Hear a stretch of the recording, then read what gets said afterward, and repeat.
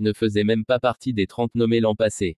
C'est dire à quel point Ousmane Dembélé n'était pas considéré comme un candidat au Ballon d'Or lors du coup d'envoi de la saison 2024 à 2025. À l'aube de son deuxième exercice au PSG, l'attaquant français était encore perçu comme un dynamiteur spectaculaire et inconstant, habitué à gâcher certains enchaînements magiques par un manque cruel d'efficacité. Un ailier ambidextre, capable de déstabiliser n'importe quelle défense par ses accélérations et ses crochets, sans parvenir à concrétiser des occasions souvent énormes. Mais le dribbleur frustrant, et parfois moqué, a muté au fil des mois pour devenir un leader efficace, qui a guidé Paris vers un premier sacre en Ligue des Champions. Jusqu'à remporter ce Ballon d'Or 2025 devant Lamine Yamal et Vitinha. Un sacre inattendu qui s'est dessiné en l'espace d'une demi-saison. De quoi redorer définitivement l'image d'un joueur longtemps décrié pour le manque de sérieux et les blessures à répétition qui ont accompagné son début de carrière. Un manque de sérieux et des blessures à répétition au Barça.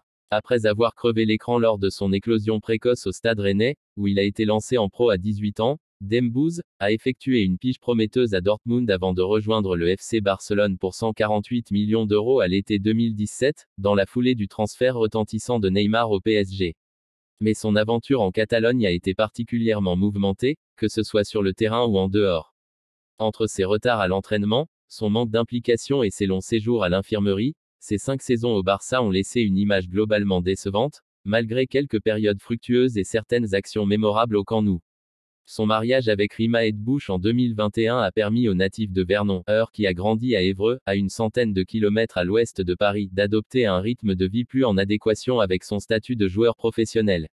La naissance de sa fille l'année suivante a également assaini son quotidien. En se concentrant davantage sur le football, Ousmane Dembélé a amélioré son rendement au fil des semaines, en laissant peu à peu les soucis physiques derrière lui. Recruté par le PSG en août 2023 pour 50 millions d'euros, l'international français, 57 sélections, 7 buts, a vécu une première saison d'adaptation dans la ville lumière. Mais le véritable déclic est intervenu en fin d'année dernière, après avoir été écarté pour le déplacement à Arsenal début octobre en phase Ligue de la Ligue des Champions, défaite 2-0, en raison d'un retard à l'entraînement et d'une explication musclée avec Luis Enrique. Un repositionnement payant dans l'axe. Sa transformation a alors débuté le 15 décembre au Parc des Princes, lorsqu'il a ouvert le score face à l'OL sur une passe de Désiré Doué, 3-1. Replacé dans une position plus axiale, Dembouz s'est découvert un flot de numéro 9, qui lui permet aujourd'hui d'exploiter pleinement son immense potentiel. Dans ce nouveau rôle, plus proche de la zone de vérité, le dynamiteur d'1,78 m a enchaîné les gestes décisifs et les sorties convaincantes, tout en effectuant un pressing incessant sur le gardien et les défenses adverses. Auteur de 35 buts et 16 passes décisives en 53 matchs toutes compétitions confondues, le champion du monde 1998 a livré l'exercice le plus prolifique de sa carrière en 2024 à 2025. Très largement. Buteur lors de la révolte face à Manchester City en phase de Ligue de la C1 4-2, Ousmane Dembélé a inscrit un triplé remarqué à Stuttgart 1-4, avant de se montrer déterminant lors du 8e de finale retour à Liverpool, 0-1, et de la demi-finale aller à Arsenal, 0-1. Double passeur en finale face à l'Inter, 5-0, le numéro 10 du PSG a été élu meilleur joueur de la compétition. Également meilleur joueur et meilleur buteur de Ligue 1, le nouveau Ballon d'Or a été l'un des grands artisans du quadruplé historique des Parisiens, Ligue des Champions, Ligue 1, Coupe de France, Trophée des Champions, qui ont aussi atteint la finale de la Coupe du Monde des clubs 2025, défaite 3-0 en finale contre Chelsea. Un travail de l'ombre à l'entraînement.